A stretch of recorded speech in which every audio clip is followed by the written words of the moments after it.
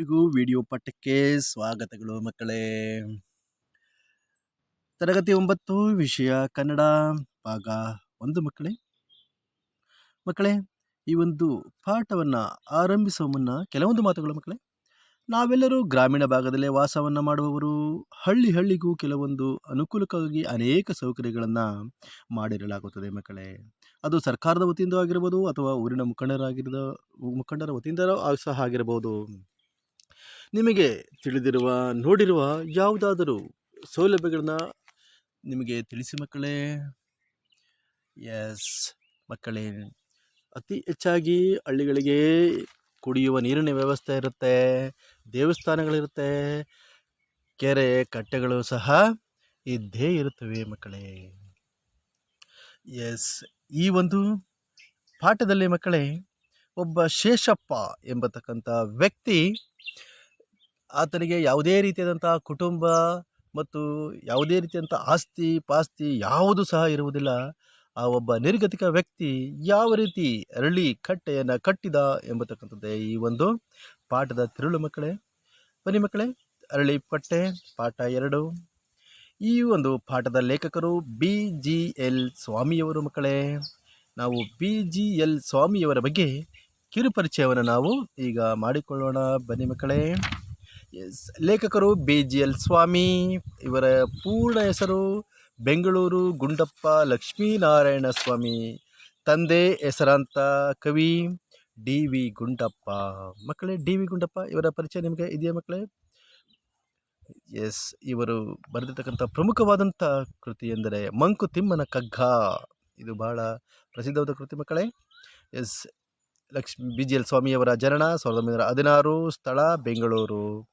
ಇವರು ಬರೆದಿರ್ತಕ್ಕಂಥ ಪ್ರಮುಖವಾದಂಥ ಕೃತಿಗಳು ದೌರ್ಗಂಧಿಕಾಪಹರಣ, ಶಾಸನಗಳಲ್ಲಿ ಗಿಡಮರಗಳು, ನಮ್ಮ ಹೊಟ್ಟೆಯಲ್ಲಿ, ದಕ್ಷಿಣ ಅಮೇರಿಕಾ, ಪಂಚಕಲಶ ಗೋಪುರ, ಕಾಲೇಜು ರಂಗ, ಕಾಲೇಜು ತರಂಗ, ತಮಿಳು ತಲೆಗಳ ನಡುವೆ. ಇವರು ಬರೆದಿರ್ತಕ್ಕಂಥ ಪ್ರಮುಖವಾದಂಥ ಕೃತಿಗಳು ಮಕ್ಕಳೇ. ಇವರ ಮರಣ 1980. ಈ ಗದ್ಯವನ್ನು ಅವರು ಬರೆದಿರುವ ಹಸಿರುವನ್ಯು ಕೃತಿಯಿಂದ ಆರಿಸಲಾಗಿದೆ ಮಕ್ಕಳೇ. ಬನ್ನಿ ಮಕ್ಕಳೇ, ಈ ಒಂದು ಪಾಠದಲ್ಲಿ ಬರ್ತಕ್ಕಂಥ ನಾಯಕನ ಪಾತ್ರನಾಗಿರ್ತಕ್ಕಂಥ ಶೇಷಪ್ಪ ಅವರ ಪರಿಚಯವನ್ನು ನಾವು ಮಾಡಿಕೊಳ್ಳೋಣ ಮಕ್ಕಳೇ. ನಾನು ಈ ಪಾಠವನ್ನು ಓದ್ತಾ ಅಲ್ಲೇ ಅರ್ಥನೂ ಸಹ ಹೇಳ್ಕೊಂಡು ಹೋಗ್ತಾ ಇರ್ತೀನಿ, ಏಕೆಂದರೆ ಈಗ ನಾವು ವಿಡಿಯೋದಲ್ಲಿ ಏನು ಮಾಡೋಕ್ಕಾಗಲ್ಲ ಮಕ್ಕಳೇ. ಸೊ ಅದೇ ಥರ ನಾವು ಮಾಡ್ಕೋಬೇಕು. ಈ ಒಂದು ಕವಿ ಪರಿಚಯವನ್ನು ಸಹ ನೀವು ಒಂದು ನೋಟ್ ಪುಸ್ತಕದಲ್ಲಿ ಬರೆದುಕೊಂಡಿರಬೇಕು ಮಕ್ಕಳೇ. ಇದು ನಿಮಗೆ ಬಹಳ ಮುಖ್ಯವಾಗಿರ್ತದೆ ಮಕ್ಕಳೇ. ನನ್ನ ಚಿಕ್ಕಂದಿನಲ್ಲಿ ನಮ್ಮ ಮನೆಗೊಬ್ಬ ವೃದ್ಧರು ಬರುತ್ತಿದ್ದರು. ಲೇಖಕರು ಅಂದರೆ BGL ಸ್ವಾಮಿಯವರು ಚಿಕ್ಕಂದಿನಾಗಿದ್ದಾಗ ಅವರ ಮನೆಗೆ ಒಬ್ಬ ವೃದ್ಧ ಅಂದರೆ ಯಾರು ಮಕ್ಕಳೇ? ಎಸ್, ವೃದ್ಧ ಎಂದರೆ ಮುದುಕ ಮಕ್ಕಳೇ. ಆ ಮುದುಕ ಅವರ ಮನೆಗೆ ಯಾವುದೋ ಒಂದು ವಿಚಾರವಾಗಿ ಅವರು ಬರುತ್ತಿದ್ದರು. ವಯಸ್ಸು 75 ಮತ್ತು 80 ಇರಬಹುದು. ಆಗ ಅವರ ವಯಸ್ಸು 75-80 ಇರಬಹುದು. ನೋಡಿ ಮಕ್ಕಳೇ, 75-80ನ ವಯಸ್ಸಿನಲ್ಲಿ ಆತ ಒಂದು ಉತ್ತಮವಾದಂಥ ಕೆಲಸವನ್ನು ಮಾಡಲು ಆರಂಭಿಸಿದನು. ನಮಗೆ ಈಗ 60 ವರ್ಷ ಆದಾಗಲೇ ಯಾರು ಸಹ ಹೇಳೋಕ್ಕಾಗಲ್ಲ, ಕೂತ್ಕೊಳ್ಳೋಕ್ಕಾಗಲ್ಲ ಅಂತ ಹೇಳ್ತಾರೆ ಮಕ್ಕಳೇ. ನೋಡಿ, ಆಗ 75-80 ವರ್ಷ ವ್ಯಕ್ತಿ ಆತ ಅವರ ಮನೆಗೆ ಬರುತ್ತಿದ್ದರು. ಕೃಶವಾದ ದೇಹ ಅಂದರೆ ಏನು? ಆತನಿಗೆ ಬಹಳ ಸವಿದು ಹೋಗಿರ್ತಕ್ಕಂಥ ದೇಹ ಸವಿದು ಹೋಗಿತ್ತು. ಮತ್ತು ಕುಳಿ ಬಿದ್ದ ಕಣ್ಣು ಎಲ್ಲವೂ ಕುಳಿ ಬಿದ್ದು ಬಿಟ್ಟಿದ್ದು, ಬಡಕಲಾಗೋಗಿದ್ದ. ದುಷ್ಟಿಮಾಂದ್ಯ ಕಣ್ಣು ಕಾಣಿಸುತ್ತಿರಲಿಲ್ಲ. ಕಿವಿಯಂತೂ ಎಷ್ಟೋ ವರ್ಷಗಳ ಹಿಂದೆಯೇ ತನ್ನ ಕಾರ್ಯದಿಂದ ರಿಟೈರ್ ಆಗಿ ಬಿಟ್ಟಿದ್ದು. ಈ ರಿಟೈರ್ ಅಂದ ಪದ ಇಂಗ್ಲೀಷ್ನ ಮಕ್ಕಳೇ.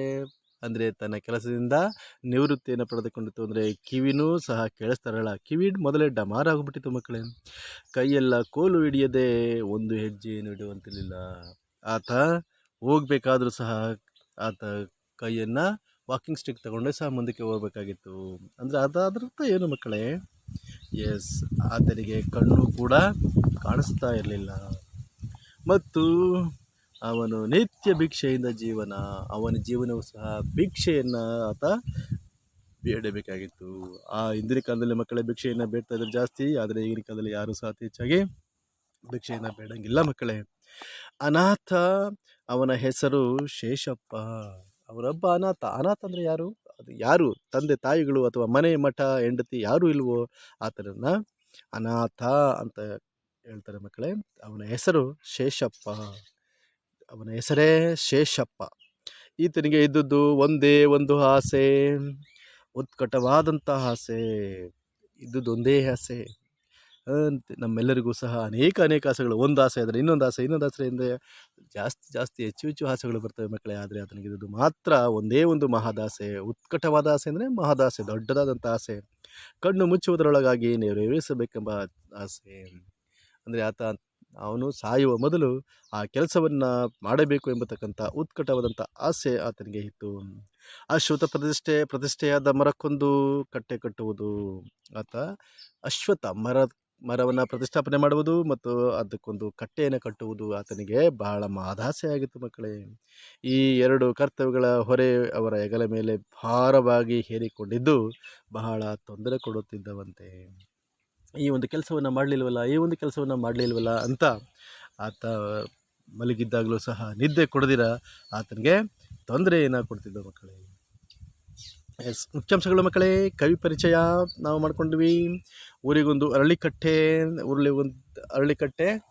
ಅದು ಯಾವ ರೀತಿ ಅಂತ ಇತ್ತು ಅಂತ ನಾವು ಪರಿಚಯ ಮಾಡ್ಕೊಂಡ್ವಿ. ಶೇಷಪ್ಪನ ದೈಹಿಕ ಪರಿಚಯ ಮತ್ತು ಯಾವ ರೀತಿ ಆತ ಶೇಷಪ್ಪ ಇದ್ದ ಎಂಬತಕ್ಕಂಥದ್ದನ್ನು ನಾವು ಪರಿಚಯ ಮಾಡ್ಕೊಂಡ್ವಿ. ಆನಂತರ ಶೇಷಪ್ಪನ ಆಸೆಗಳು ಇದ್ದು ಕೇವಲ 2 ಆಸೆಗಳು ಇದ್ದವು ಮಕ್ಕಳೇ. ಈ ಒಂದು ಪ್ರಶ್ನೆಗಳಿಗೆ ಉತ್ತರಿಸಿ ಮಕ್ಕಳೇ. ಅರಳಿ ಮರಕ್ಕೆ ಇರುವ ಮತ್ತೊಂದು ಹೆಸರೇನು? ಅರಳಿ ಮರದ ಕೆಳಗೆ ಧ್ಯಾನ ಮಾಡಿ ಜ್ಞಾನ ಪಡೆದ ಸಂತ ಯಾರು? ಶೇಷಪ್ಪನ ಮುಖ್ಯವಾದ ಆಸೆ ಏನು? ಲೇಖಕರ ಮನೆಗೆ ಬರುತ್ತಿದ್ದವರು ಯಾರು? ಶೇಷಪ್ಪ ಹೇಗೆ ಜೀವನ ನಡೆಸುತ್ತಿದ್ದನು? ಇದಿಷ್ಟು 5 ಪ್ರಶ್ನೆಗಳ ಉತ್ತರವನ್ನು ಕಂಡುಕೊಳ್ಳಿ ಮಕ್ಕಳೇ. ಇವನ್ನ ನೋಟ್ ಮಾಡಿ ಇದಕ್ಕೆ ಪುಸ್ತಕದಲ್ಲಿ ನಿಮ್ಮ ಉತ್ತರವನ್ನು ಸಹ ಬರೆದಿಡಿ ಮಕ್ಕಳೇ. ಥ್ಯಾಂಕ್ ಯು ಮಕ್ಕಳೇ. ಸಾಯಿರಾಮ್.